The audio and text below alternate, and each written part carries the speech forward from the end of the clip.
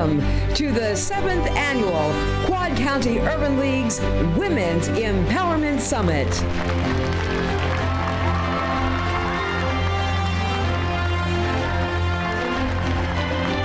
And receive Quad County Urban League Board Chair, Nina Hunter.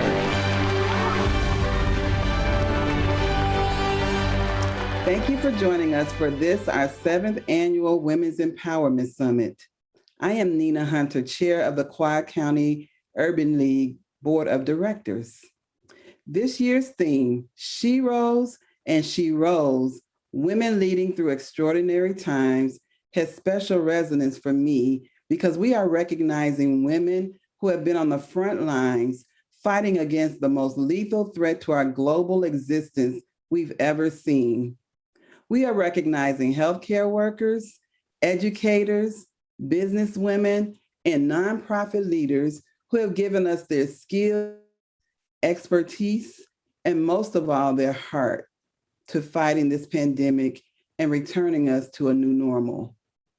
During this, our 7th annual event, we brought together experts to guide you in navigating both your personal and your professional lives. But more importantly, we are here to celebrate 12 amazing women. We know that spending your days in front of a screen is challenging, but I guarantee you are going to want to join me in celebrating these superwomen. Our hope is that in the coming months, we will see each and every corner of our country with life-saving vaccines. Most importantly, we want to see underserved communities at the front of the line receiving vaccines. You cannot separate a healthy community from an empowered community. They go hand in hand. Enjoy today's event, and on behalf of the Quad County Urban League Board, we look forward to seeing you in person in 2022.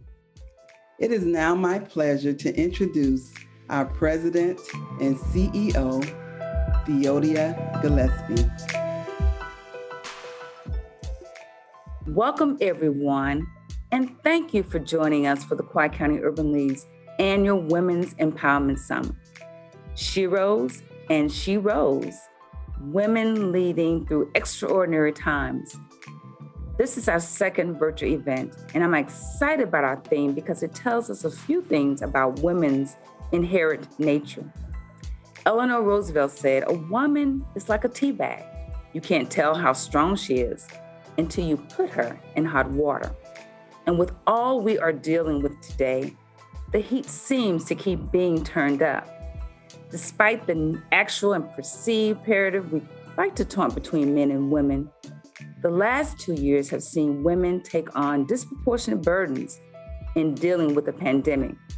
The racial reckoning and political theater atop the normal ups and downs we all have in our individual lives. This year, we thought it was important to celebrate women's role as healthcare workers, first responders, caregivers, teachers, breadwinner wives, and partners. Because what we know for sure is that all things we faced this last year have heightened the large and small inequalities both at work and at home that women face daily, and in all the roles we play. We must take time to celebrate ourselves and what comes next. Not only are women sheroes, but we're also super sheroes. The consulting firm McKinsey & Company published data in March of this year that illustrates the pandemic's gender effect, what it might cost society over time, and what could help set the course for the future. The most impactful, yet not surprising fact from the survey is that the pandemic's effect on women's employment has been near immediate and damaging. 1 in 4 women are considering leaving the workforce or downshifting their career versus 1 in 5 men. And while all women have been impacted, 3 major groups have experienced some of the most significant challenges: working mothers, women's senior management positions, and Black women. The disparity was particularly stark with parents of kids under 10. The rate at which women in this group are considering leaving the workforce was 10% points higher than for men. This year, we are thrilled to recognize women who are on the front lines in the fight to serve, protect, and care for all of us during this pandemic. Healthcare professionals, those in public health and safety, and those caring for our most vulnerable residents. Our awardees are truly sheroes, and I am sure you will enjoy hearing their journey. I'd like to thank our event chair, Carla Dennis, who does double duty working with ComEd and serving on the Quad County Urban League Board of Directors. Thank you to all our board members, sponsors, staff, and consultants who guided us in creating our 7th anniversary event. A special thanks to KFA and CEO Greg Bush, who is also a board member, for producing this year's event. And a special shout out to Kuntela Inti of KFA, the creator of our theme this year.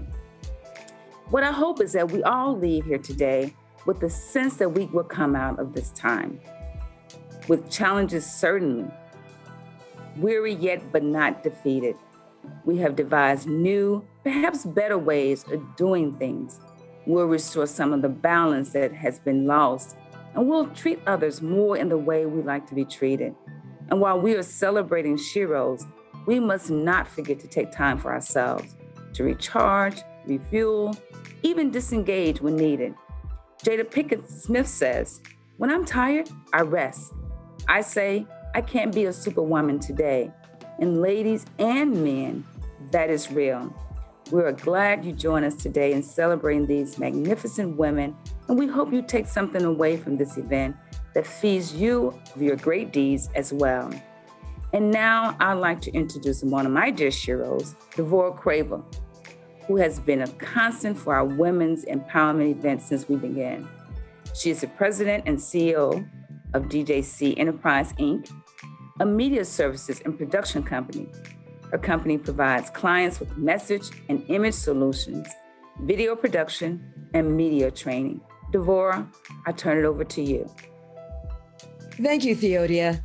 It is always an honor and a privilege to join you and the Quad County Urban League for the Women's Empowerment Summit. And this is a very special year for you, your 7th anniversary. Can you imagine?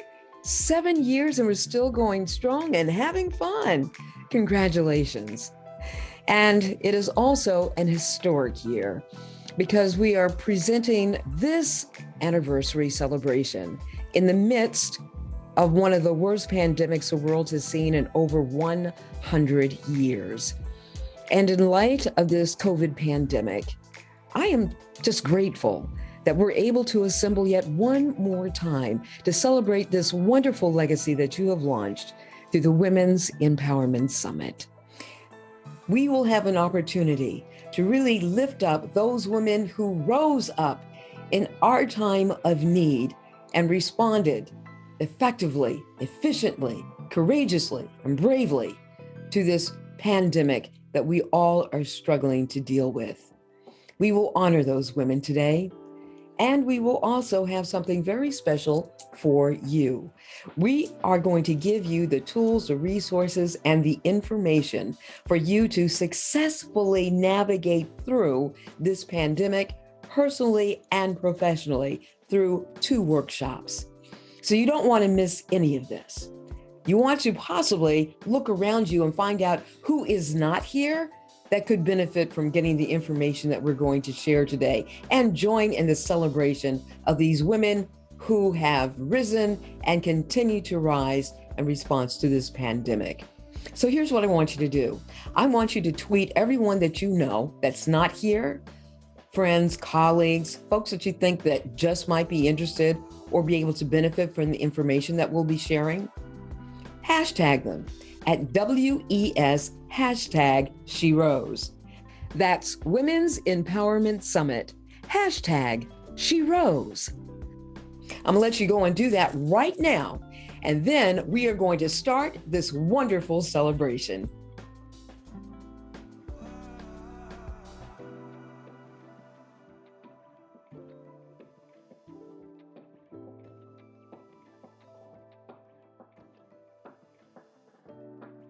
All righty, now that we have sent out all of our tweets and extended special invitations, To our colleagues and friends, let's get this party started.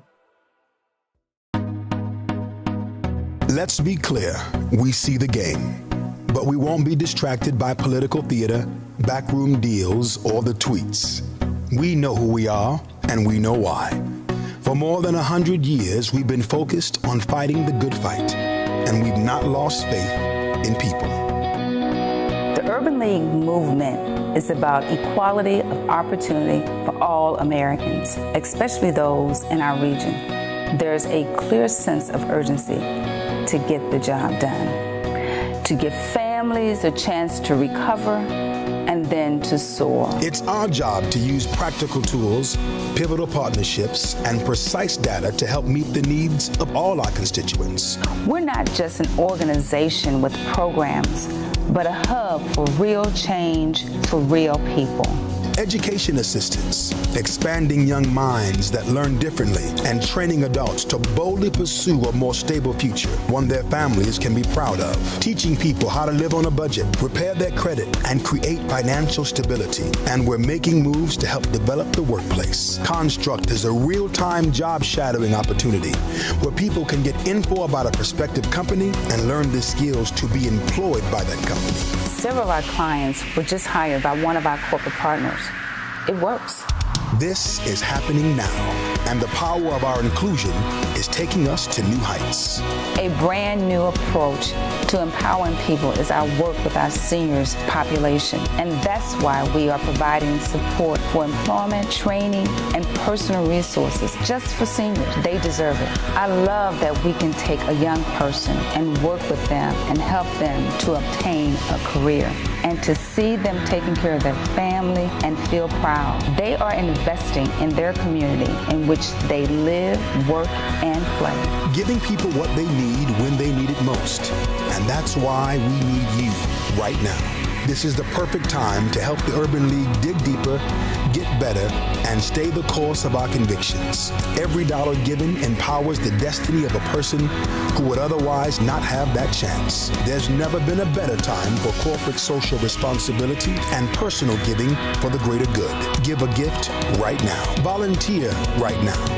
And together, we can stand in the gap for someone's future. We are clear. We are the Urban League of Quad County. A force for good, focused on the big picture.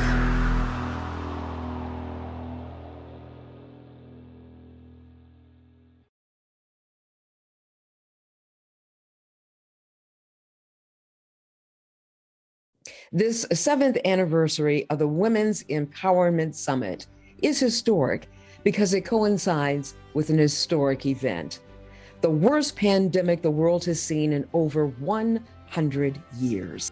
Today, we recognize the sheroes whose personal integrity, commitment to serve, and sheer love of humanity compelled them to rise above the call of duty in the face of adversity to serve others. In many cases, they risked their own lives to serve others. Ultimately, their collective selfless acts saved a nation.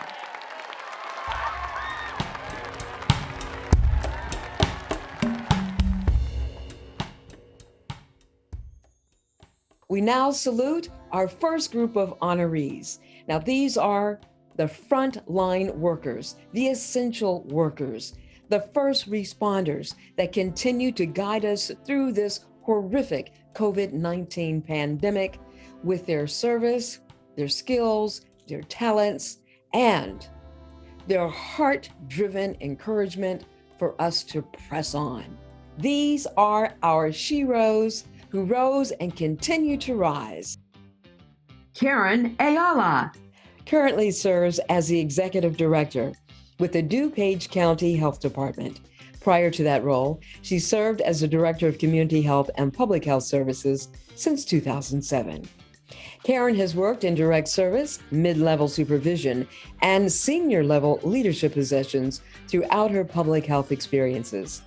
In addition, the remainder of her work experience has been in community mental health, substance abuse prevention, intervention, and treatment systems. Karen's strong commitment to the social justice issues around public health, as well as her creative approach to system design, have enabled programs she is responsible for administering to expand and become much more efficient in the service delivery.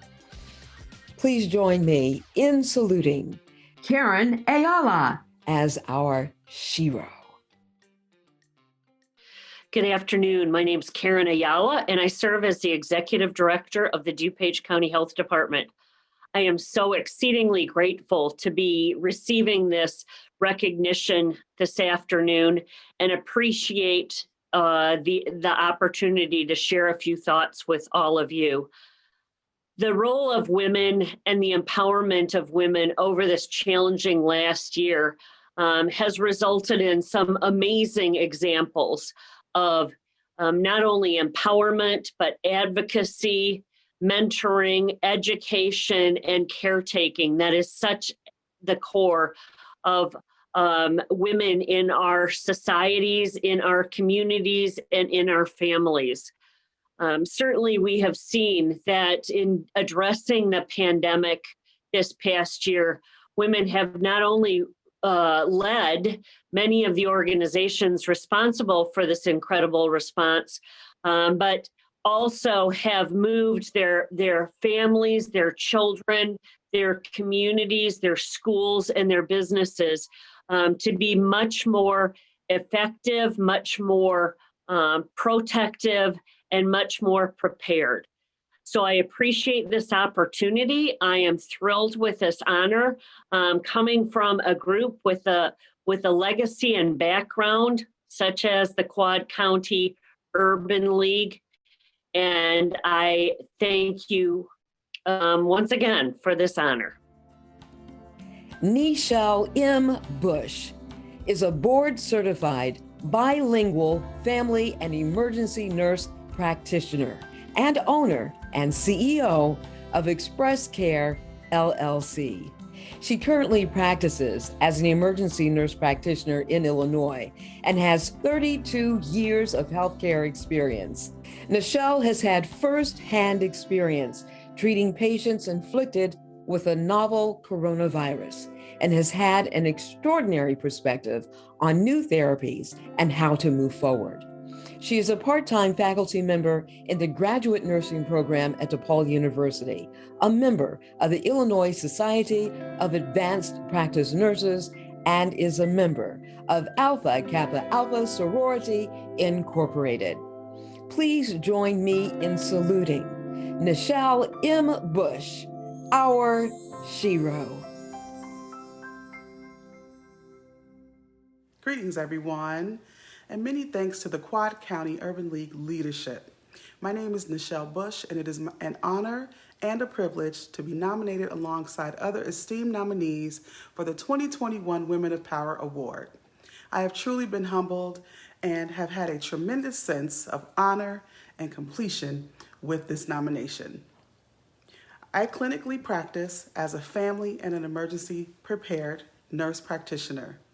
I have over 32 years of experience in healthcare, 12 as a practicing clinician. We all know 2020 was a year of great losses, fear, anger, defeat, and disappointments, and yes, the absolute unthinkable. In the last year or more of my practice, myself along with other clinicians have been challenged by circumstances of the current novel coronavirus pandemic. As I mentioned, I practice emergency medicine, and as a healthcare provider, tend to the needs of patients who need emergent care.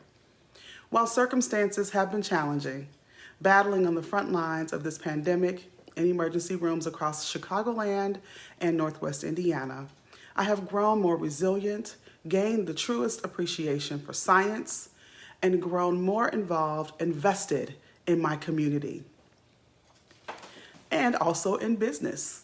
The risk my colleagues and I have had to undertake this past year were to help save others. So many of our Black and Brown communities have been affected by this pandemic. It is our job as clinicians to help bridge these gaps of health disparity. Our noble professions dictate that we continue to strive for greatness. So I will be striving for excellence myself, completing my doctorate degree in 2022 and I will also be in the process establishing my own healthcare business called Express Care LLC, coming soon in 2021, to better serve the needs of my community and to be a healthcare resource. I would like to congratulate all of the phenomenal nominees who were also nominated in this category for the Women Empowerment Awards. Women empowerment is so vital to the progress and achievements of our sustainment and our success. We can make a difference. I'd also like to thank my family for always supporting me, pushing me to always be my best. It is for you that I accept this award in hopes of continuing to strive and establish this legacy. Thank you, Quad County Urban League, for this established honor. I appreciate your nomination and accept your award. Thank you. Dr. Alinia Calentine has a great love for teaching. She has taught at every level, from elementary to postgraduate. She is an author, speaker, pediatrician, and homeschool mother. She trained in pediatrics at Christ Hospital and Medical Center in Oak Lawn, Illinois. She is currently attending seminary at Wheaton College, studying evangelism and leadership. She is the author of a series called God's Wondrous Machine with Master Books. It is a hands-on curriculum for children showcasing the human body. She is passionate about the biological sciences, cultural issues from race, and living faith authentically. Please join me in welcoming and saluting Alinia Calentine, our Shero. Thank you so much for this honor. I am deeply humbled to be included in this phenomenal group of women. My passion for education and healthcare was deeply ignited by my parents. They saw no limits in me. Sadly, as we battle this COVID and this unprecedented pandemic, my heart is struck by the loss of both my parents this past January, 2 weeks apart due to COVID. It is to them who I like to honor as I stand on their shoulders. Sheroes and Sheroes. When I think about the theme of this summit, I can't help but to think about the story of Esther. I believe we women are here for such a time as this. Esther 4:13 through 14 reads, "Then Mordecai told them to reply to Esther, 'Do not imagine that you in the king's palace can escape any more than all the Jews. For if you remain silent at this time, relief and deliverance for the Jews will come from another place, and you and your father's house will perish. And who knows whether you have attained royalty for such a time as this.'" You see, Mordecai encouraged Esther to set her own interests aside and face an enemy full on. She was to lay herself down and risk everything. Each of us women are given jobs, responsibilities, positions, resources, education, and so much more. We can and do make an impact on this world. We have been placed here for such a time as this. We acknowledge our first group of awardees. We love you and we honor you and know that you are our Sheroes.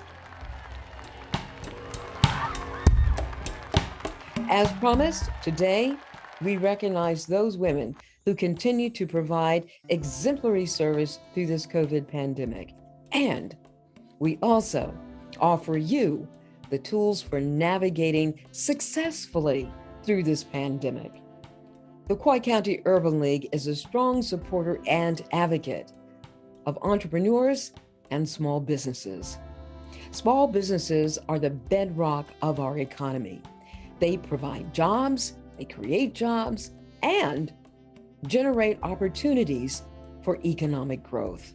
Unfortunately, many small businesses suffered crippling blows during this COVID pandemic. But here's the good news. There is strong opportunity for recovery, and you can even flourish in the midst of this COVID-19 pandemic. And we have Terry Simmons, a longtime friend of the Quad County Urban League, who has all the insight and the information and the tools to tell you how to do just that. Terry Simmons is a national award-winning empowerment speaker, entrepreneur, and civic leader.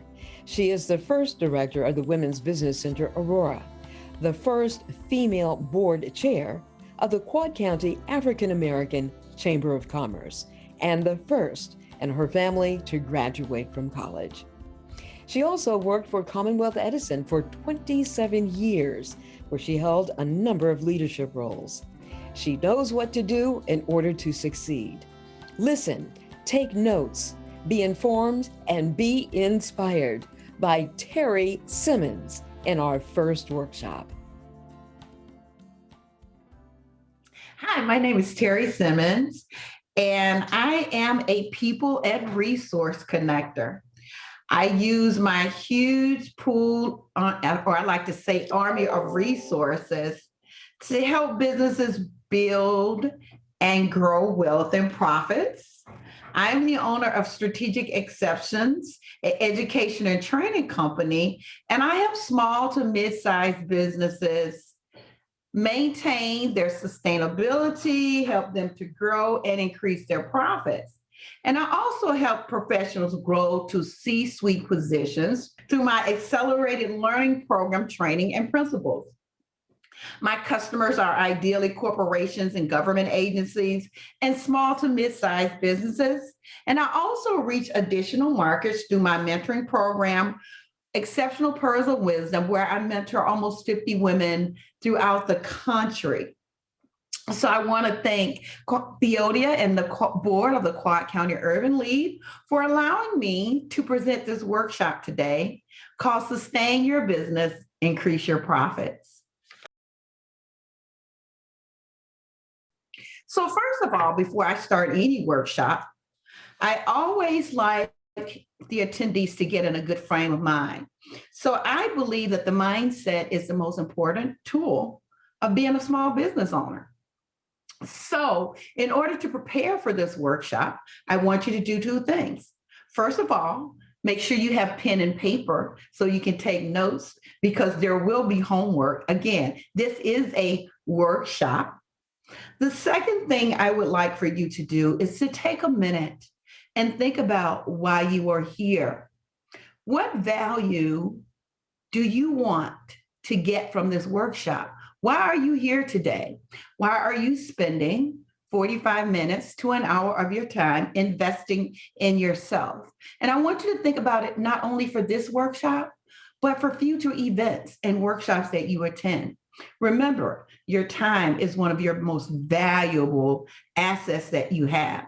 And depending on whatever your rate is, if you're investing an hour today, you take that hour, that is your rate for what you cost. So make sure that you invest in your time in the right place. So let's get started. So anytime that you're looking to grow your business or sustain your business, I like to focus on some specific areas. Today, we're going to focus on 3 areas that can help to build business sustainability and increase your profits. We're going to look at the target market. The target market is understanding who your ideal customer is and being intentional and understand the value that that customer brings. Another area that we're going to focus on is business innovation. How to use innovation to help you grow and sustain your business and move into different markets. And we're also going to look at some business strategies and tactics, such as accountability, SMART goals. Those SMART goals, those things that are measurable, those things that are specific. So let's go ahead and get started on some areas, these 3 areas that can help you sustain your business and increase your profits. Knowing your target market. I love this quote by Kathleen Conroy. The exploding population of minority groups in the United States means that the ethnic marketplace will expand more in the next generation. So that brings me to Terry's tip number 1. Savvy entrepreneurs don't ignore the financial benefits of multicultural marketing. Let's talk about that a little bit more. So this slide, as we're talking about the buying power of different races and ethnic groups, if you pay attention to this particular slide, it shows that the buying power of Latinx and Asian Americans is on the rise. You can also see that there's other populations from 2020 to 2019 where there has been a significant increase in their buying power. So knowing and understanding who's spending what where is a valuable tool, and knowing how to reach your target market and your ideal client. Also, in understanding your cultural market, knowing when to tailor your product or your service offering to build enthusiasm and interest from different minority markets. From a Dunkin' Donuts perspective, Dunkin' Donuts always remain consistent with their donuts, correct? However, if you have gone to other markets throughout the country, throughout this world, if you notice that their toppings change, their products not necessarily changing, but the topics are changing based upon their minority market that they're serving at the time. So understanding your market is a huge strategy or a huge area in helping you sustain and grow your business. This is one that I want to touch on last when we're focusing on target market, and I call it guerrilla market. And it's just being creative and diversifying your marketing channel and content to reach different markets. I thought this first one was very, very interesting. It actually happened between Wendy's and Wingstop. And what it was called was a media rap battle. And what they call it was a social media rap battle. So it's similar to when rappers get into battles on social media. So Wendy's and Wingstop did something similar. And what it did was it drummed up a lot of interest. Can you imagine? Very innovative. And it drummed up a lot of interest. And it cost a lot of sales because people wanted to know more about what Wendy's and Wingstop were saying to each other. So that drummed up a lot of interest. Another one that I found very interesting was Kit Kat using its surroundings to market, such as this bench. How can you imagine walking up on this bench in your local community, how your taste buds would get going once you saw this bench with the Kit Kat wrapper and the Kit Kat name? Can you imagine? And then one that I thought was most interesting, this PR company, Evan White in Texas, they posted reward signs in different locations to create a treasure hunt to drum up interest about their company. So if you didn't know who Evan White PR's firm was, once they were done with this treasure hunt, I bet a lot of people in Texas knew about it. So how innovative is that? So quick recap, I told you were going to need your pen and paper. Know your target audience so you can be intentional when marketing, understanding cultural nuances, tailoring your product or service offering, and then diversifying your marketing channel and your content. The next area of focus is business innovation. I love this quote from The Art of War. In warfare, there are no constant conditions. He who can modify his tactics in relation to his opponent will succeed and win. That brings us to Terry's tip number 2. Industry or niche leaders are innovators who are prepared for the expected and the unexpected. If your business isn't doing anything new and making life easier for your customers, you will lose customers to businesses who will. Think about that for a moment. Here's an example of a business innovation that happened as a result of COVID-19. Businesses must be resourceful and remain resilient. Be ready to pivot. Business innovation requires resourcefulness, resilience, and be ready to make changes. When COVID-19 happened, many businesses seized the opportunity to use e-commerce to keep their businesses alive and enhance their customer service and brand. I always say to business owners, e-commerce is the one way where customers can get access to you 24 hours a day, 7 days a week. Your cash register can be ringing when you're asleep, anywhere, any country, at any time. So if your website does not include any products or service, you're not in the e-commerce space, you need to really consider that. Here's an example of a small business that not only innovated, but they paused the business that they currently had and they innovated and went into a new service company. Mama's Kitchen is in Aurora, Illinois. Actually, this is one of my clients, Megan Cole. Megan owns a medical transportation business. Due to COVID-19, she had to pause that business because of the clients that she served. Mind you, it's a medical transportation business. So she was transferring clients to their doctor's appointments and other medical facilities that they needed to get access to. So she put that business on pause and she opened Mama's Kitchen, a food truck. That business has done so well. Now Megan is opening up a brick and mortar in North Aurora. So businesses must be innovative, they must be resourceful, resilient, and be ready to change when the change dictates. Also, business innovation requires small businesses to focus on their customer happiness.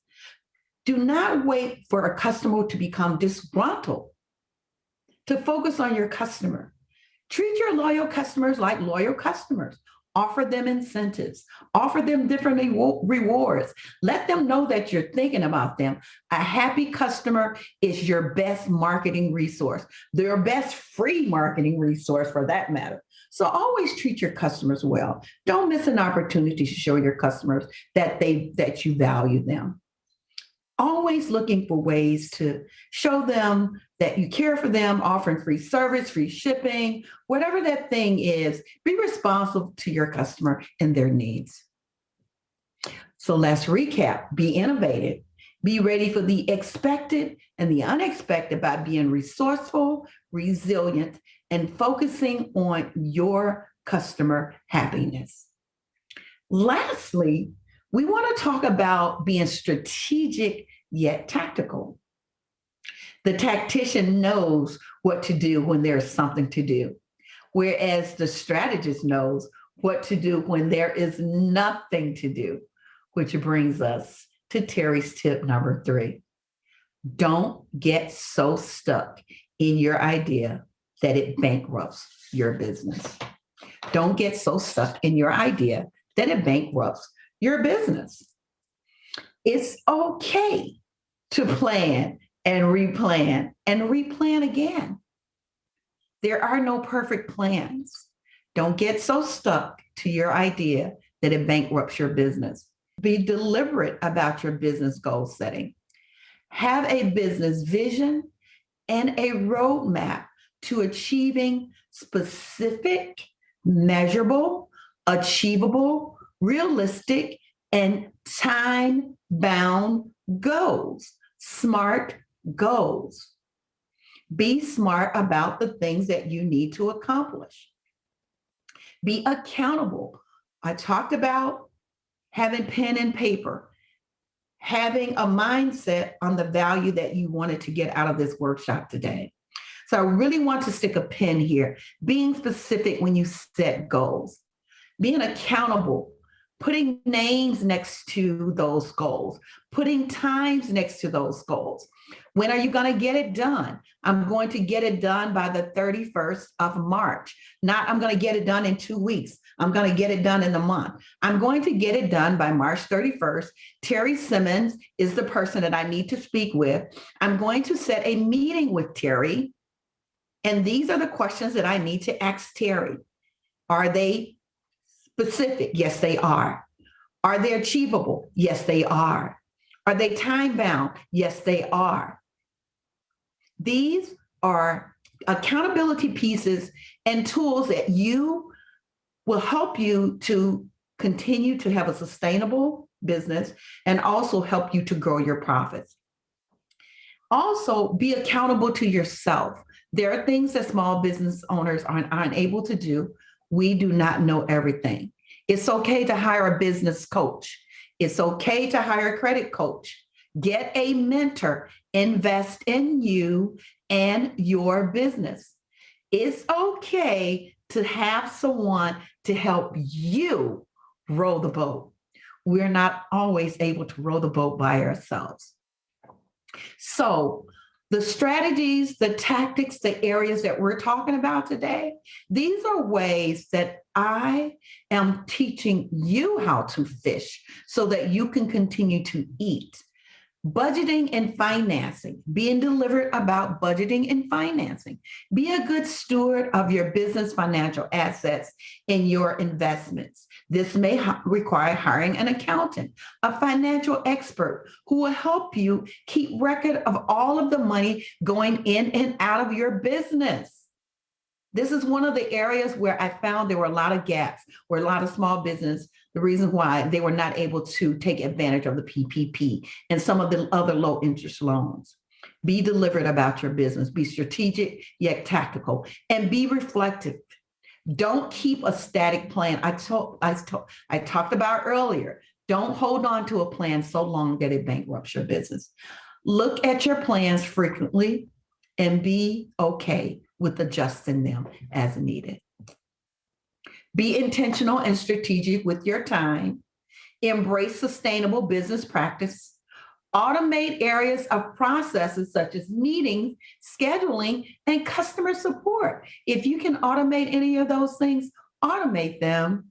If you can create, when you're able to create processes and things that are going to build in efficiencies into your day, that's cost savings, time savings. Remember, we talked about time is money. Create passive income products. I talked about e-commerce. Figure out a way to use e-commerce to create passive income products. Hire contractors or staff to assist with everyday items. Let's recap. Be strategic yet tactical.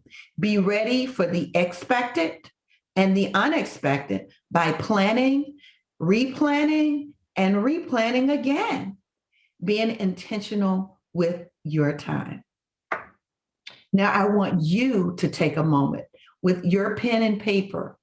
I want you to take a moment to hold some accountability to yourself and also extend yourself some grace. It's okay if there are some things that have not gone as well in 2021 as you would like. It's okay. Plan and replan. Be intentional with your time. It's okay to make some adjustments. So thank you for allowing me to share 3 areas that can help to build business sustainability, increase your profit, by having a target marketing strategy, being innovative in your business, and having some specific business strategies and tactics. These are some additional resources that we can provide to help you grow your business. Our Today's Inspired Leadership book, our 90 Days to Certification program, and our 90 Days to Profit program. And if you would like to reach us, this is how you can reach me, Strategic Accession Professional Consulting, my email address, all of my social handles, as well as my phone number. Thank you so much, and make it a great day.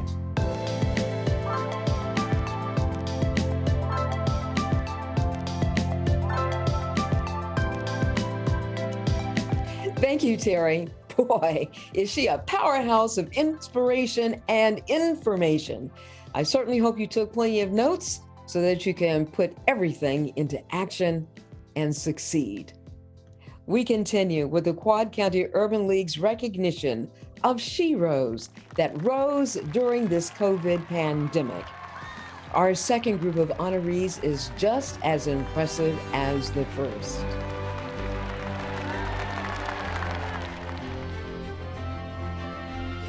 Toni Carter is Senior Director of Human Resources for Walmart, where she supports 177 Walmart supercenters. She previously supported 170 markets in the Atlantic Coast region.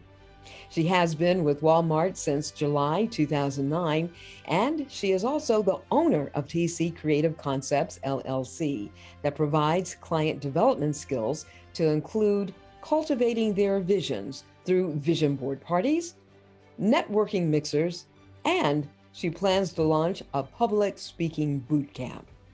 The Detroit native is a member of the Glen Ellen alumni chapter of Delta Sigma Theta sorority, where she served as chair and co-chair of their chapter's Economic Development Committee, and she served as leader of their sister circle group. Please join me in saluting Toni Carter, our shero. Hi, my name is Toni Carter, and I'm one of the senior HR directors supporting Walmart US. I'm incredibly thankful and proud of the partnership I've had over the years with the Quad County Urban League, and very, very happy to be honored as one of the nominees for this annual Women's Empowerment Summit. She rose and she rose. So very, very excited about that. I am incredibly and personally proud to be a Walmart associate. I can't tell you how amazing it's been to watch our company support our customers and continue our mission of everyday low cost and helping people save money so they can live better. Even during an unprecedented time, we worked really diligently to make sure that our products were still provided to our consumer, as well as continuing to support our community. Right now, we have several locations that are providing the COVID-19 vaccine. And so I am incredibly proud to work for such an amazing company like Walmart that has really been in the forefront from a leadership standpoint as we navigated this pandemic. So again, thank you to the Quad County Urban League. I've done several events there, not just with Walmart, but also with my sorority, Delta Sigma Theta Sorority Incorporated, Glen Ellen Area Alumni Chapter. So I'm incredibly connected to this organization and the mission, and very thankful for this award. Thank you so much. I'm honored, and have a wonderful day. Thank you. Lieutenant Liz Robinson Chan is a 27-year veteran of the Aurora Police Department, having been promoted to lieutenant in July of 2020. During her career, she has worked in patrol, community-oriented policing, field training, the crisis intervention team, sergeant of the evidence unit, the deadly force investigative team, and briefly held the administrative sergeant's position before her current promotion. Lieutenant Robinson Chan is a long-term member of the National Organization of Black Law Enforcement Executives and a board member of the Police Benevolent and Protective Association. Please join me in saluting Liz Robinson Chan, our shero. Hello, everyone. My name is Lieutenant Liz Robinson Chan. I'm a police officer with the Aurora Police Department, City of Aurora, for 28 years. And it is a great honor to have been selected as an award recipient for the 2021 Women's Virtual Empowerment Summit. First and foremost, I always like to thank God, because without him, I wouldn't be anything. He's the biggest part of my life and any successes that I have. I'd like to thank the Quad County Urban League for considering me for this award as well. And I'd like to say thank you for the love and support of my family, my husband, George, and my little one, my angel, my Angelina. Thank you guys, love you. Words can't describe the challenges that we've all faced this past year and continue to face as we move through 2021. I'd like to say that I'm proud of all the frontline and essential workers that have really been in the trenches. Proud of all the ladies being honored today, because you are all very well deserving of this award because of all the things that you do. I'm happy to be a part of the forward movement of our community. And even though steps have been made towards progress, we as an entire community must continue to bridge that gap in our pursuit of harmony. We have to continue to pray for peace, so that we can all get through this. It's a matter of each of us having a passion for helping people so that we help them find the means to take control of their own lives, to help one another find that hope. I live and work for the city of Aurora because my heart and my soul are in it. And I just would like to say that I would continue to do my due diligence to provide you with the best service possible, to treat everyone with the dignity and respect that they deserve. Thank you again to the Quad County Urban League. Teresa Dench is training manager for UPS's Chicago area consolidation hub, UPS's largest ground facility, which operates on a 1.5 million square foot footprint and processes up to 1.8 million packages a day. Teresa's responsibilities include hiring, training, compliance, staffing, plan development, retention, and career development for 1,600 plus employees working in the operation. Teresa is a regular volunteer and has worked with the Ronald McDonald House, Feed My Starving Children, and the Brotherhood of the Fallen. In 2019, Teresa served as a United Way coordinator for her company. She has also been a member of the Urban League's Women's Empowerment Summit Planning Committee for 3 years. Join me in saluting Teresa Dench, our Shero. Thank you to the Quad County Urban League for this recognition. I'm honored to be part of this event and given the opportunity to share my experience as a frontline worker with all of you today. The fact that my job didn't change when the pandemic hit, that I still went to work the same as I had before everything was shut down, didn't shelter me from the hurt the pandemic was causing all of us. Like everyone else's, my routines changed, as did my family's. Even my work with the Urban League was forced to be different. The Women's Empowerment Summit is something I've looked forward to attending for the last 6 years. As you all know, the last 2 have been virtual.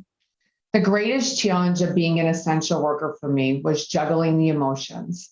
Personally, I was as impacted as everyone else by COVID. As I empathized with my employees who were afraid to leave their homes and afraid to work with others and bring something back to their homes, I understood that. I felt that. I still feel that. The challenge was motivating them to keep going, but doing so in a way that they knew I cared and supported them. It was hard sometimes to lead them on when I myself didn't feel like going forward. I know years from now, when the pandemic is behind us and I look back at the role that I had during this once in a century global event, I'm going to be proud of the work I've done, the work my company UPS has done, and the comfort we were able to bring to many. I know many stories of UPS drivers finding ways to make those small moments special. They wave to kids in the window. They hold quick conversations with customers behind the protection of a glass door. We are bringing them medicine, cleaning supplies, toiletries, household items, food even in some cases. The term essential worker has forever taken on a new meaning. It means something different now than it ever did before, and it will mean something different for decades. It's been challenging. There have been plenty of days that have been exhausting, but they've all been purposeful. When I look back and think of the work I've done and my team has done, I know I will feel proud to have denoted an essential worker and to have helped UPS deliver what matters. Thank you. And now, please welcome the leading lady for this event, Carla Dennis, the event chair and Quad County Urban League board member. Ms. Dennis has done just an outstanding job as event chair, and we thank you for all of your contributions. Thank you so very much to the Quad County Urban League and the Women's Empowerment Summit for this award. And honestly, I have to share this award with my company, ComEd. I'm blessed to work for a company whose corporate values align with my own personal values, and that is just to support the communities that we're so very fortunate to serve. we were able to provide resources to many of our nonprofits and community-based organizations at a critical time to keep them operating at the highest levels during the highest need when COVID was at its peak, while serving some of our most vulnerable populations. So we thank you on behalf of myself and ComEd. Thank you again for the award, and absolutely let's keep helping and serving the community. Thank you. In February, Governor Pritzker introduced legislation that ensures that our first responders and frontline essential workers, as well as their families, continue to receive the protection and benefits that they deserve. Standing alongside Governor Pritzker for that announcement and for every public announcement regarding this COVID-19 pandemic has been our next honoree. Dr. Ngozi Ezike is Acting Director of the Illinois Department of Public Health. Dr. Ezike is a board-certified internist and pediatrician who comes to the Illinois Department of Public Health from the Cook County Department of Public Health, where she served for more than 15 years. She also was medical director at the Cook County Juvenile Temporary Detention Center. Prior to joining the Cook County Department of Public Health, Dr. Ezike served as Austin Health Center Medical Director, where she actively engaged with the community on a variety of health initiatives. She also has delivered inpatient care at Stroger Hospital and primary and preventive care in community and school-based clinics. Dr. Ezike is a national policy advisor on juvenile correctional health topics. She received a medical degree from the University of California at San Diego and a bachelor's degree in chemistry from Harvard University. Dr. Ezike also holds a management certificate from Harvard Business School and is assistant professor in the Department of Pediatrics at Rush University. Please join me in saluting Dr. Ngozi Ezike, our Shiro. Dr. Ezike, we thank you for being the voice of reason and the spirit of calm during this pandemic. Your demonstrated leadership and compassion are greatly appreciated. Right now, we're going to take a stroll down memory lane just to see how much fun we've been having over the years and how much more fun is yet to come.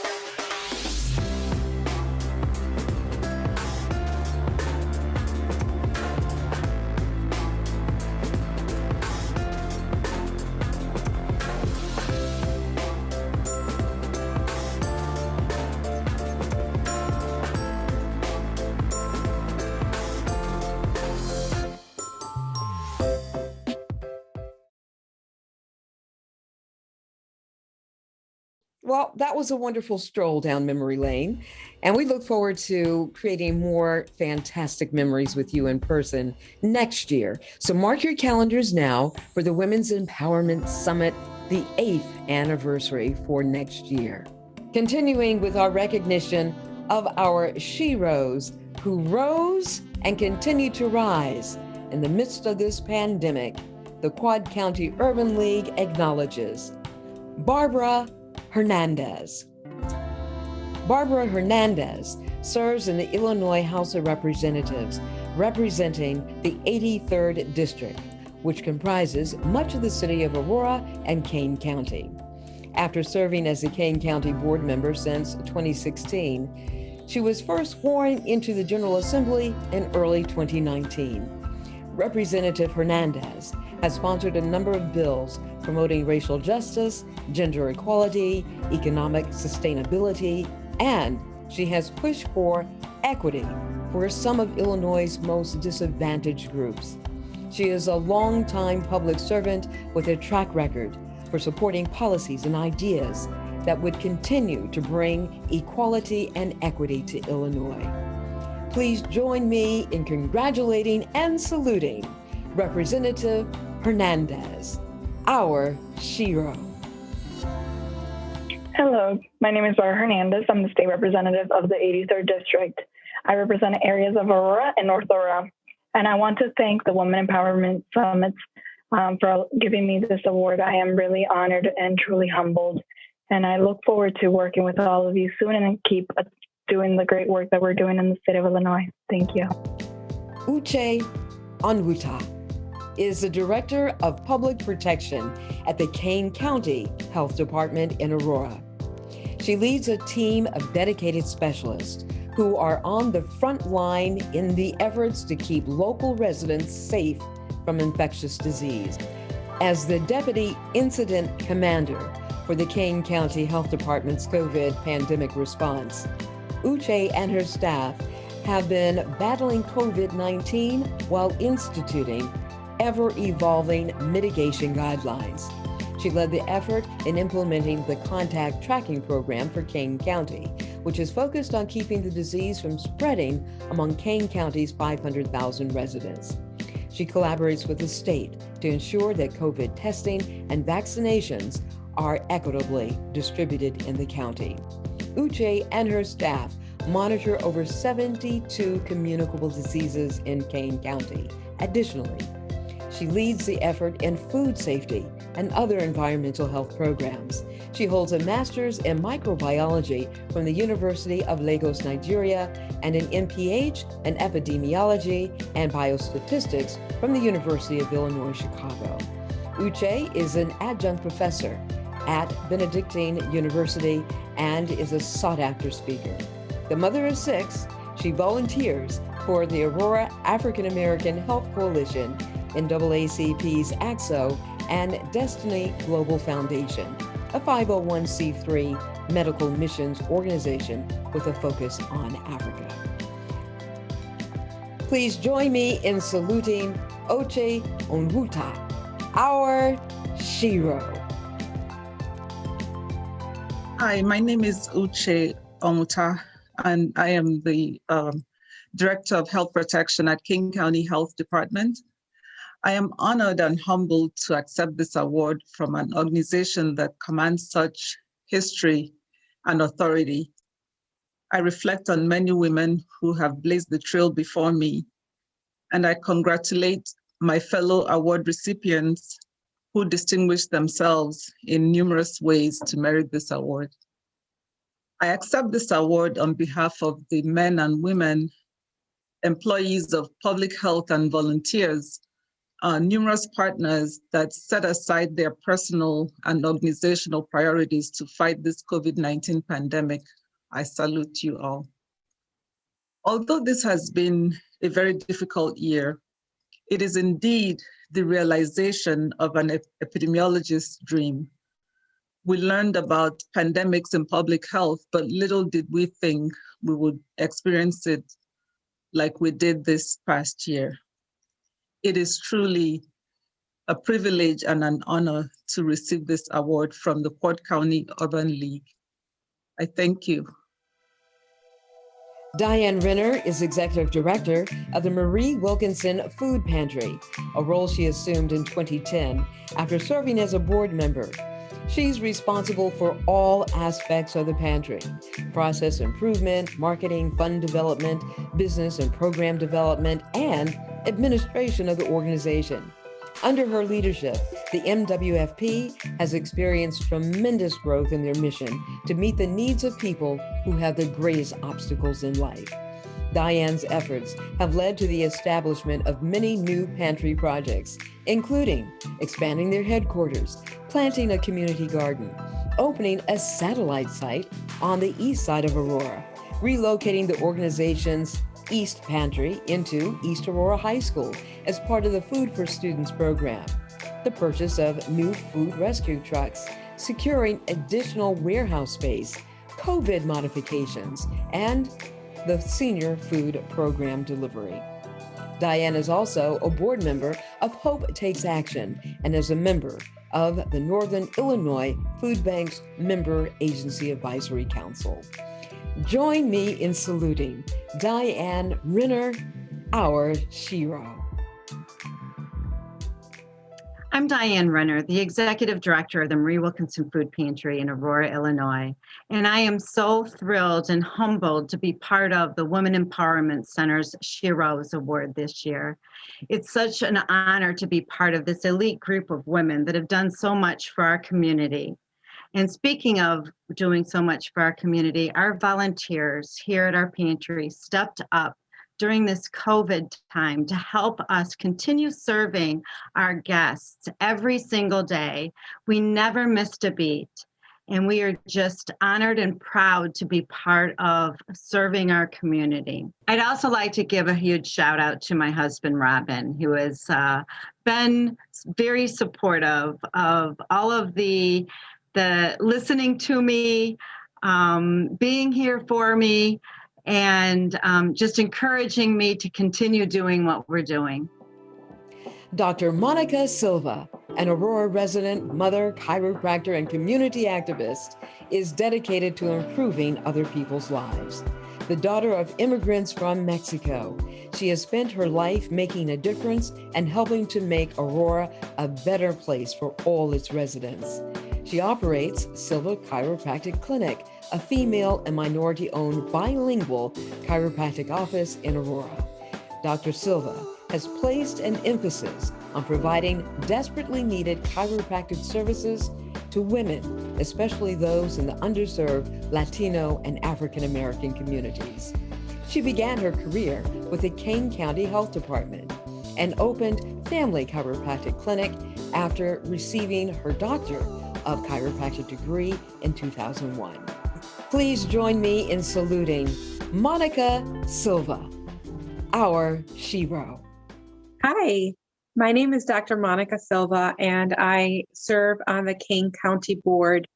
I'm also a chiropractor in Aurora, Illinois, and I'd like to start off by thanking the Quad County Urban League for this Women's Empowerment Summit that is so necessary for us women. So these recognitions are so vital to what we do, because oftentimes women, we serve as mothers, we serve as wives, we serve as community leaders, and we always give, don't we? We always give of ourselves, and it's good to remember who we are and how much we contribute to the world. And so Quad County Urban League, thank you so much for this recognition. For the work that you do in regards to racial justice and unity and economic empowerment. These things are vital to our workforce and to our health as a community. I think it's so important that we continue to shine a lens on racial disparities and inequality, inequity. For various reasons, for all the reasons that we're seeing in our country right now. It is so important, even though each community, each group, we all have different needs and have different experiences, but coming together collectively will give a more holistic vision to what we we could be doing. Let's continue to drive the conversation and the data and hold government and other leaders accountable to provide resources. Linnea Wendell has focused her career on improving the health of communities and specifically care for those with the greatest socioeconomic challenges. Serving as CEO of VNA Healthcare since 1999, she led the transformation of the organization from a home health-focused provider into a diversified community healthcare network, serving suburban Chicago with the provision of primary care, specialty services, home-based care, and wellness programs. Today, VNA Healthcare operates 14 clinics, is the largest FQHC in suburban Chicago, and is in the top 5% of FQHCs in the United States based on the number of unduplicated patients. Over 500,000 individuals have been served by VNA Healthcare over the past 17 years. Currently, she serves on the Board of Trustees for Aurora University, the DuPage Health Coalition, the Kane County Health Advisory Committee, and the Home Health, Home Services, and Home Nursing Advisory Board for the Illinois Department of Public Health. Please join me in saluting Linnea Wendell, our shero. Hello, I'm Linnea Wendell, and on behalf of the whole VNA Healthcare team, thanks so much for this award. At the heart of VNA Healthcare's mission is a dedication to decreasing health disparities and improving health equity for vulnerable populations, most often communities of color. With the Quad County Urban League, we share a commitment to service for those who are the most at risk, the most underserved, and the least able to advocate for themselves. VNA Healthcare was founded in 1918 and has served the community for over 100 years. Today, over 74,000 people call VNA Healthcare their medical home. With clinics, medical clinics throughout suburban Chicago, and medical and nursing care in individual patient homes, and a variety of community health programs, we aim to address the wide range of an individual's healthcare needs. And with that in mind, we understand that health, education, and economic stability are very much intertwined.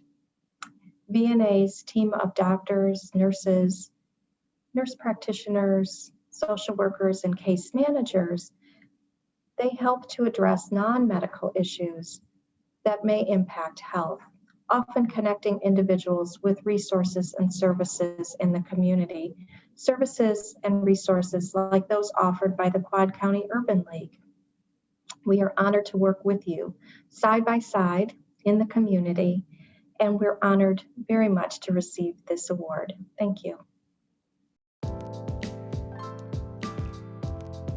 Julie Yurko. Julie Yurko joined Northern Illinois Food Bank in 2009 and served as the organization's philanthropy team lead since 2010. That was before her appointment to president and CEO in 2014. Julie has more than 20 years of experience in fundraising, operations, and marketing. Prior to joining the food bank, Julie worked for the Chicago Symphony Orchestra, the Children's Memorial Foundation, and the Chicago Zoological Society Brookfield Zoo. Julie has served as president of the Association of Professional Researchers for Advancement and on the boards of the Special Education Alliance for District 200 and Teen Parent Connection. Julie serves on the boards of the Better Business Bureau of Chicago, Feeding Illinois, and Trivent Member Network Regional Board. She is also a past member of the Illinois Commission to End Hunger. Join me in saluting Julie Yurko, our shero. Thank you, Quad County Urban League, for this award. It is such an honor to be included among this distinguished group of women. Empowerment of women is a subject close to my heart. I had a grandmother who worked for the YWCA, back in the early 20th century. And my mom would talk about empowering young women in Chicago while she was growing up. At the food bank, I see the empowerment of women every day. Thanks to the Women's Philanthropy Institute latest study, we know that women not only influence, but they often decide what charities their families are going to support. We know our women donors are a mighty constituent. In my office, where diversity and inclusion is a focal point of our strategic plan, 60% of our leaders are women. When I walk the floor of our distribution center, I often see women with their families volunteering, sorting, and repacking food for our neighbors. At our mobile pantry markets, women, as much as men, are loading the food boxes into the cars of the neighbors who need a little bit of help. As for our neighbors, we know how much women have struggled during the pandemic. They have faced higher unemployment, and school closures have meant that taking care of our kids during the day has been a real struggle for some of us. And when I have conversations with the moms who come to our food distributions, I thank them for their courage, for stepping out and asking for a little help for them and their families. I continue to find inspiration in the women I meet every day. I will leave you with one of my most favorite quotes from the professional volleyball player, Gabrielle Reese. Real strength is the ability to be loving, kind, and a force to be reckoned with. Gabrielle's quote inspires me because it reminds me that women, we are uniquely created, wonderfully created to be loving and kind, but also to be ridiculously strong. My hope is that all women, that we embrace our strength, our truth, our brilliance, our beauty, alongside our unique abilities to care and love others. When we do this, when we show up unapologetically confident in our gifts, we are able to influence change for the better, for ourselves, for our communities, and for all of humanity. Thank you again. We acknowledge all of our honorees today, all of the women who rose up during our time of need during this COVID-19 crisis. These are our sheroes, and we thank you for being the women that you are.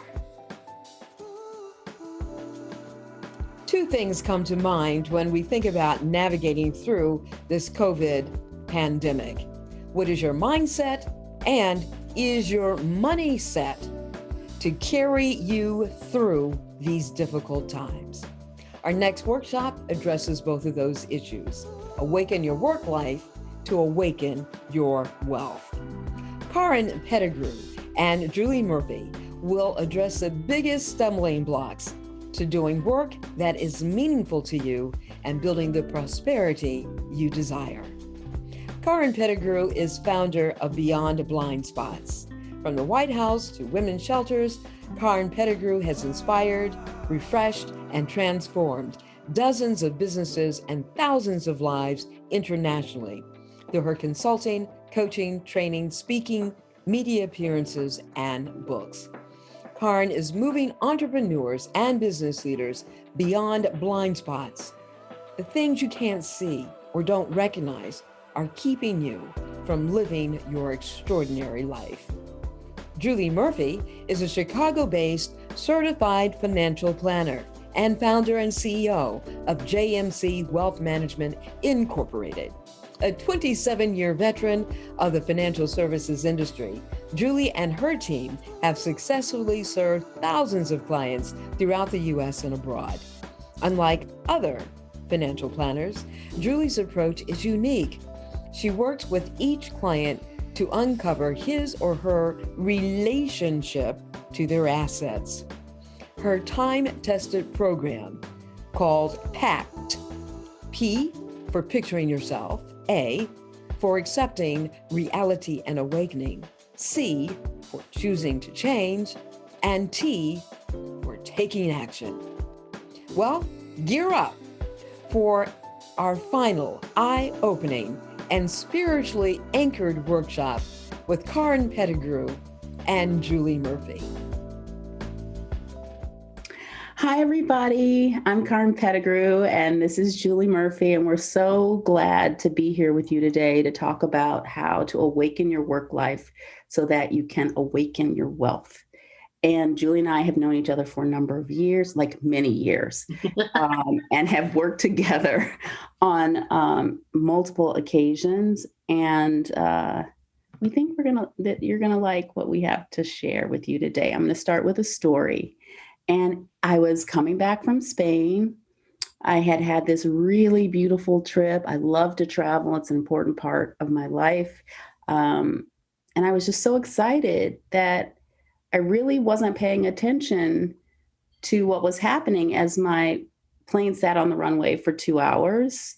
And I really wasn't thinking about what that meant for me once I got off the plane in London. And it turns out that that 2-hour delay caused a few problems, because by the time I had cleared customs, grabbed my luggage, rechecked my luggage, gone back through security, ran to the gate, I had missed my flight. And I spent the night in the airport, and I swore it would never happen again. Like, no way. And that was the beginning of trying to think about how I could travel with less. And I'm going to come back to what that means. At the time, I was working full-time. I returned to full-time work to help a former boss of mine try to turn a company around. And just a few months later, we were furloughed. I was still coaching part-time, but then 5 months later, we were still furloughed. And I thought, okay, this is it. This is the perfect time to take the opportunity to try to create this business that would help women experience more but travel with less. And I will say, and I want to share, that I built that business using the same methodology that I use to coach other entrepreneurs, and I call it the Soul Code. And what I believe is that we all come to the planet with a code, very much like DNA, already part of us. And it's the things like what's unique about us, our talents, our treasures, what we're curious about, our quirks. All of those things are an important part of who we are, and they make us the unique beings that we are. Creating Zoe Goes allowed me to call on those same attributes in myself to create and build into the business. That's important because I believe that work is meant to be an expression of who we are. Not what we think, not who we think we should be, not who other people have told us we should be, but who we are. And that means reclaiming parts of ourselves that we may have pushed away for whatever reason, reclaiming those curiosities and the things that feed us. So when you talk about your soul code, we're talking about things like our passions, our callings, our talents, our curiosities, our quirks, the things we don't like. Like that's important to know. They all come with. Yeah, they all come with you. The things we're not good at. Like no one is supposed to be great at everything. And we've been shamed as a society to feel badly, especially in school, if we're not getting A's in everything. I think that's crap, because we're just not designed to be that way. So I'm inviting people to reclaim that in their work world and in their businesses, and to understand what that means, because knowing that about yourself leads you to what would be really powerful for you to create. And that leads you to who should be part of your team, doing those things, for instance, that you don't like to do, who you should be serving as an audience. And the same thing's true if you're working for someone else. What kind of environment you should be in that really feeds you while you're doing and serving, that organization. And then and only then do we deal with the hows and the tactics. But awakening your work life invites you to remember, to remind yourself and to reveal all of these elements of yourself, so that you can get into work that really empowers you, or you can start a business that empowers you while you are feeding and empowering other people. Your work is best if it includes your personal mission. And the only way to know that and Julie knows this, is to go inside and dig into, who you are. And she's going to talk more about this when she explains her process. But this is the beginning. This awakening of your work life is an internal reflection. And, there are times when, there's a lot of conversation right now, and Julie and I have had a number of conversations about this, where the big question is, you need to know your why. You need to know your why. And it's not that that's not important, but it's not the first question. The first piece is to really know you and to reclaim, both with authenticity and with acceptance, all the things that make you you. Then you can move into your why, right? But it's knowing who you are and what excites you and what you feel committed to do. So in that light, what I'd like to ask you to do is to write down 2 questions that you can reflect on afterwards, after our presentation. One is, what do you feel should be different in the world?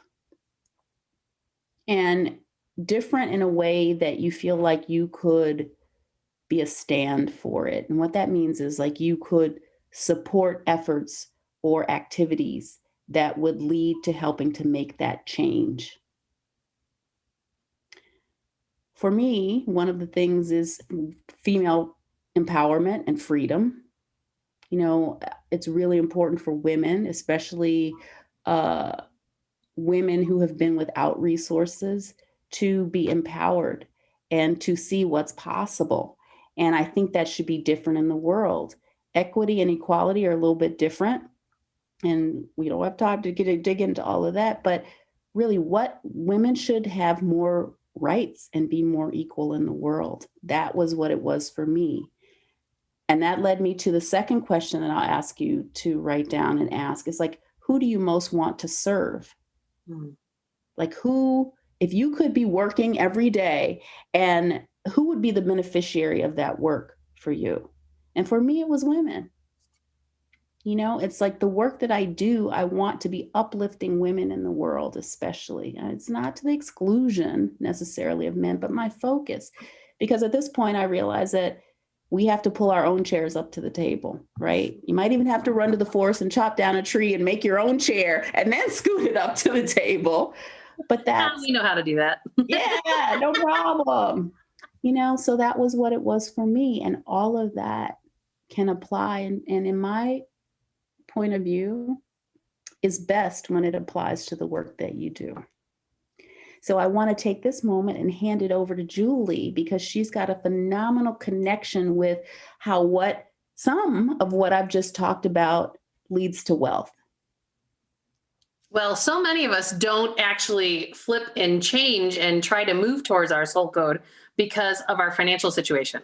So many of us have pigeonholed ourselves into a lifestyle, and we're like, or just the necessities of life, I'll say, going, I would love to do that. I dream to do that. I really desire to do that. But, and I'm always like, no buts, no coconuts. Like, that's not really what it's all about. And so, as I've been working with clients throughout the years as a financial planner, that it doesn't really matter how much you have or what your expenses are. I have helped so many people, no matter what your current situation is, to walk them through what I call the PACT process, PACT. And that's what I'd like to share with you today, because wherever it is that you're starting, wherever it is that you're at, I know there is a pathway or a bridge. I always tell everybody, like, just start walking across the bridge. Just start walking and take that first step. And the first step is always, you have to dream the new dream. The P in the PACT process is about picturing what it is that you really want to create in your life. Why? Karen had mentioned it earlier about some of those softer things in your work life. What are those soft things? Like, what's the personality of your boss? You want somebody hovering over you, or do you want somebody that's going to give you the freedom to be yourself and really count on you? And how about those coworkers? They can make or break your happiness. Oh my gosh. Right? We all need work wives and husbands, right? Like, we need those peers. It's right. True. Well, and part of it's too, in your work life, picturing, like, okay, what healthy boundaries are we going to hold for ourselves in that job? Because so often on a corporate level, You know, when the squeeze comes, your boss gets laid off, then you wind up doing your boss's work, but then you don't get paid for it. Right. You know, they're like, well, but, and you just say, you know what, but I either get a pay raise or there's a trade-off. There's an exchange of energy. And that's the other piece that we really need to learn in this process is the fact that money is energy.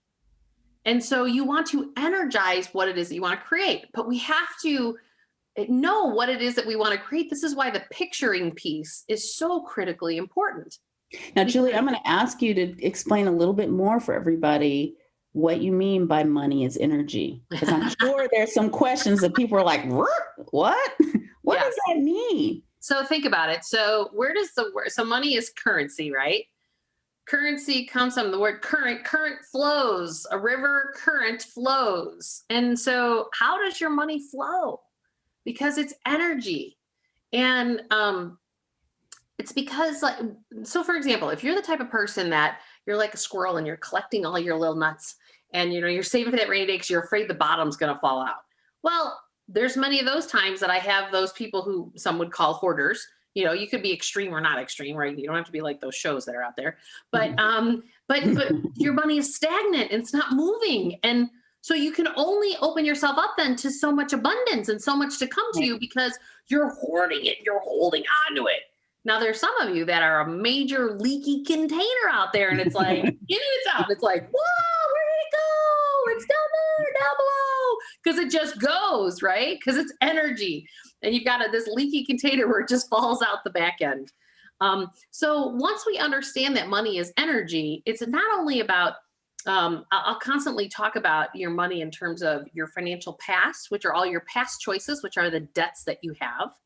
Then there's your money in the present moment, which is, you know, your cash coming into your checking account and then your expenses going out. It's your cash flow. And ladies and gents, take the word budget out of your vocabulary, completely out. Why? Because a budget makes us feel like we're clamped down and you can't have what you want in life. And you're coming from a place of being a victim. And we have to shift that energy behind that to really truly come from a place of empowerment with our money. And what I mean by that you actually choose your expenses. You choose where to go. Like, I really wanted my divorce to end really quickly, and I'm paying more money from an alimony and maintenance perspective. And every time somebody's like, you're nuts for paying that amount of money, I'm like, no, I chose that because I wanted it to stop. You know, so I'm coming from a place of empowerment. And that's also the choice with your work life. Like, you're choosing to stay in your employment today, so you can't complain about it. You know, as opposed to saying, no, I have to pay my bills and I got all these debts and I got this. No. Like, there are ways around it. And then there's the money in your future, and that's planting the seeds for the life that you want to create. And I talk about this in my book, Awaken Your Wealth, that in that future bucket, that boils down to short-term, midterm, and long-term. But money is absolutely energy and how you want to energize and flow. And so it's important, like when you have those debts, I don't care if they're student loan debts, credit card, mortgage debt, credit cards, family debts, yeah, IRS debts because you owe the taxes to the IRS, like whatever, they're all debts. There's something that you have to pay for in your present deposits into your checking account for all the choices you made before. Okay. And what we want to do is you want to put those on autopilot. You don't want to think about them. You want it to be an automatic bill pay out of your checking account so that you don't even have to think about it anymore. Just like my maintenance payment. Like, I don't want to think about it every time I have to write the check for it. I just want it to go and be like, okay, 1 month closer to freedom, you know, and think about those things, right? Because we want to energize them and get excited about this picturing, this future, the picturing of the life that it is that you really, truly desire. Like, you should not be in a job that doesn't make you giggle and you're excited to go to. And I would say the majority of people don't. Yeah. And I want to just inject or interject at this point that there may be people hearing this that are saying, yeah, I don't really feel like I have a choice, or I don't really feel like I'm empowered to do something about it. And what Julie and I want to do is to invite you to really consider whether that's true, because even non-action is a choice. Yes. And that it's really powerful. If you want to reclaim your power, it requires us to take responsibility, both for actions or omissions, for those things. So even if you feel like you're in a really tight place, you can still start, even if your start is really small. The point is that you can still start. Julie, well, and that leads me to the second step in the process. The second step in the process is the A in the PACT process, and you have to accept the reality that you've created. So part of that acceptance is opening up all those bills that do come in the mail. Like actually look at your credit card statements. Actually look at the lack of retirement savings that you may have. Like just look at, because you know what? Here's the thing. You only have exactly the reality that you have. The problem is that we judge it. We have shame around it. We feel guilty that we should have made other choices. And then we surround ourselves with people that reinforce all that shame, blame, guilt, and judgment, right? And so we really need to just accept the reality of this is where I am and just be like, okay, this is where I'm at and this is where I'm going to start. So it's really important that, and this is why you have to dream and picture first, because if we looked at our reality first, we'd be like, no way. That ain't gonna happen. Yeah. Exactly. This is why you go back to the dream. You go back to going, no, this is what I want. Like, I had no idea how I was going to get to the place that I am right now, but I just kept holding the dream of what I wanted to create for my life. And you know what? I'm sitting here, years later, with my own company, that's rocking and rolling even through a pandemic group, and I just kept picturing what it is that I wanted to create. And then it became a reality. But you have to look at your reality to be able to know, because And this is where Karen's work comes in the world. Another step in the A process is not only accepting the reality, but it's also awakening your authenticity. Because I talk about how you have to build your wealth from the inside out. I constantly talk about that people fall into categories like the poor, the debtors, the dreamers, the accumulators, and the rich but empty. And then there's those who have actually embodied what I call real wealth. And you really, truly, everybody who is not quote unquote wealthy, right? You can't not go to work.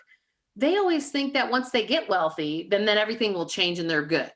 I can tell you, I work with those wealthy people and they do not create happiness. Because why? The money and the materials and all that stuff is outside of yourself. And this is why if you start from wherever it is that you're at and you're authentic, you let your freak flag fly. I always say that, like, I'm a financial planner that puts a holistic spiritual spin on things. And you know what? That's my freak flag. Yeah. And you know Especially in your industry. Like people are like, what? Like, what are you talking about? I had somebody tell me like, well, Julie, you're kind of like a one-hit wonder and, it's not really a repeatable process. I'm like, oh yeah, watch me. And now there's other financial planners in my office that do exactly what it is that I do. So it's not just a one-hit wonder.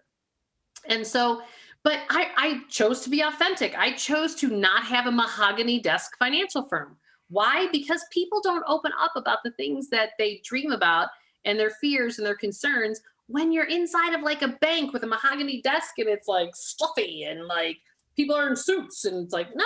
I gave up my suits a long time ago because I wanted to hold a safe space for people to open up their hearts to me and what their dreams and what their desires are. And you can't really do that when you got a suit on the other side. Well, and Julie said it earlier. One of the things that's so important is to feel safe to release shame, blame, and guilt. That's a huge component of both my work, reclaiming those parts that have been shamed out of you, and in Julie's work. It's like people are hesitant to have a bad impression in other people's eyes. And what we're saying is the way we do our work, it's irrelevant. Right. Because we're asking you to start where you are.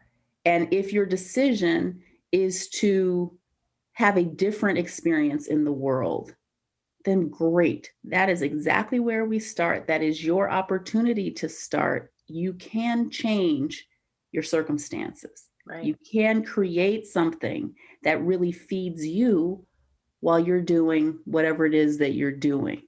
So it's really, I just wanted to emphasize the shame, blame, and guilt, because that's really kind of what you're talking about. We pull back, we hide, we don't want people to know. And in some ways, you're the only one that needs to know, but you need to know. Right. So that you can take action from where you are to where you want to go. And, there are little things. So we have to remember, there's a great author out there. His name is Dr. Bruce Lipton. He's an actual biologist. And he talks about how we have, as human beings, we have two operating systems. Think of us like a computer, right? We have two operating systems. One is our conscious mind, right? So consciously, we'd like to create a new reality. But it's your subconscious mind that is the one that's really driving the engine 97% of the time. Yeah. And so we have to go after that subconscious mind to create new patterns. So let's just say, for an example, you're having a tough time dreaming the new dream. Well, you know what? Go to brainsync.com. It's someone, Kelly Howell is her name, and she has these MP3s that you can download for $9, right? And you listen to them while you go to sleep. And they're these meditations that help to rewire your subconscious mind. And she has a dreaming one. So if you have a tough time with dreaming, well, then listen to some of these things that will vibrationally help to shift you. Why? Because sometimes we don't realize how that underlying, Karen was going like this. It's that wah, wah, wah, wah, wah, wah, wah. It's that voice behind you that's really causing you to stay on the treadmill of life and not getting off of it to be able to create a whole new pathway for yourself. And so there are little tools like this, that you can use that help to address your subconscious mind. Yeah, I was just going to say that the thing about that voice, that resistance is not your voice. Right. You picked it up someplace, you adopted it, maybe it was incepted into you. Society has a couple of those things about the shoulds, the way things should happen, or what you should be doing, or what you're not enough to do, or what, whether you're worthy or deserving of it. Some of it is historically stored in our bodies. Yep. Some of it is familial. This is the way my family's always done it. This is the way I was raised. This is the way. If that doesn't resonate with you, like if there's something that's a little bit off and you're like, there's something about this that doesn't feel right. That is a clue that it's not yours. Right. And that kind of leads to the third step in the PACT process, and that's choosing to change. Like starting to expose yourself to some of these things that even just listening to Karen and I speaking with you today, that is part of the choosing, that you're choosing to stop listening to that wah, wah, wah, wah, wah, or what I like to call crabs in the bucket. For those people in your life that don't support the dream. When I was writing my first book, The Emotion Behind Money, my mom was an English teacher and she was like, "You're writing a book?" Because I was her left brain logical kid. I was like, "Yeah, Mom, I have a graduate degree now. I figured out how to write." And she's like, "Oh." So I realized right then and there, my mother was the person. She was my crab in my bucket. Yeah. That I needed to not talk to. She did not get a copy of that manuscript until it went through 4 other editors first. And I said, "Hey, Mom, since you're an English teacher, you want to read my book and edit?" She said, "Oh, I'd love to." She, of course, still found 2 mistakes in there, but that's okay, But I realized, because I really wanted to manifest my first book, that Mom was not the person that I was going to be talking to on a regular basis. Because as much as she loves me, she was my crab in my bucket. And you all have those people in your life that are those Debbie Downers, or those people that, and it's because they're stuck in their own fear and their concern. My mom remembers staying up with me late at night trying to write a 5-paragraph essay, and it was like pulling teeth, for when I originally was trying to learn how to write. And sometimes, they may not be crabs in your bucket, but especially with nuclear family, right? They're just people who are afraid for you. So when you want to get out there and do something different, or it seems like you're breaking away from the tribe in some way, they get really concerned. They have a vested interest in things staying the way they are, and their Debbie Downers or their naysaying may also be an expression of their fears for and about you, or what that change could mean to them. You go and leave and do something else. What does that mean for me? And so they get, territorial about what you can and can't do, which is why, like, as a little note, when you're in the process of this transformation, keep your heart's desires close to the vest until, like Julie said, they've got roots. In her case, it had been through 4 editors. The book had been through 4 editors before she shared it with her mom, because she could anticipate how her mom would come at it. And the same thing's true for anything that is heartfelt for you. Keep it close until it has good roots, until you feel really clear about what it is you're creating. Right. And then share it with the broader group so that you don't get knocked off of your rails. Right. And that's when the last step of the PACT process is taking action, because then you can start taking action and start having those steps in place. And most financial planners, they start with taking action. Every time I talk to somebody, they sit there and they say, they're like, why do you have these products that you have from a financial standpoint? They're like, I don't know, that's just what the person sold me. And I'm like, because if you don't know your why, to what Karen was talking about earlier, it's like, well, let's put some meaning and purpose behind why it is that you have, not just because everybody has life insurance, so I'm supposed to have it, or everybody has a savings account and at 3 to 6 months of living expenses. Have your why, because you know what? That customization and your why actually gives you the motivation to do more of that, because that's what you desire to have and to do and to create in your life. And so I'm always talking about the fact that more money comes when you follow your heart. And in the work that you do in the world, when you put your heart first and foremost, and then you add your smarts, more money actually comes to you. And that's what we don't realize. We have been trained to chase the money and the promotion, and then figure out the happiness and the heart part. Like, how many places in the workplace talk about your heart and your passion? Like, we have forgot about that. And or your job may have been a passion of yours for some time, but now it's not. And it's time to shift. And I can guarantee you, if you don't shift and you know that your heart is speaking to you another way, that 2x4 is going to come and it's going to crack you right over the head. Right. And you're going to be the one laid off, because the universe has a way of shifting you if you don't choose to be proactive in that shifting process. And because back to the point, you came to the planet with a mission. And if you aren't kind of taking action on it, you may find that, like, if you're overworking and your body and your brain are both telling you, I need to take a break, or this environment is too toxic for me, it's not good, and you don't take action, to Julie's point, to change that, because whatever reason, maybe the next promotion is what you really want, or you're afraid to let go of the money in this way, something will happen. You may get a virus that makes you stop for a while. You may lose your job. It will be handled for you if you don't handle it. And the bottom line is, if you're really not sure where to start, follow your giggle.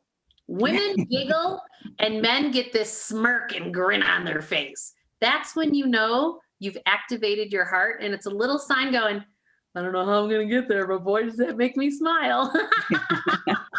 And that's when you know you have started to move into this PACT process and started to move into your dream. And then you just have to love yourself enough to take that next right step to get yourself there. Yeah. Make the decision. Choose you. Choose you.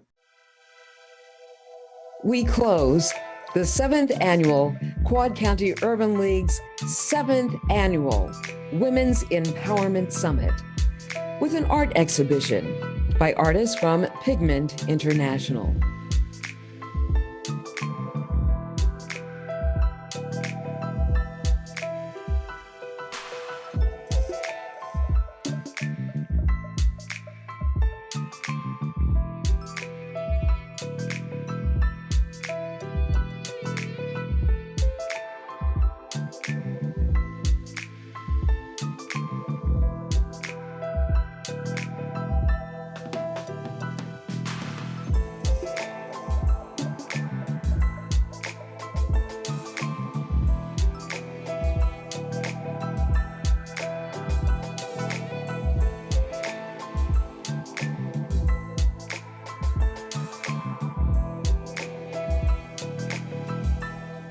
And again, I thank you for joining us for the 7th annual Quad County Urban League's Women's Empowerment Summit.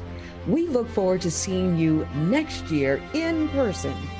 Until then, be safe, be healthy, and live boldly.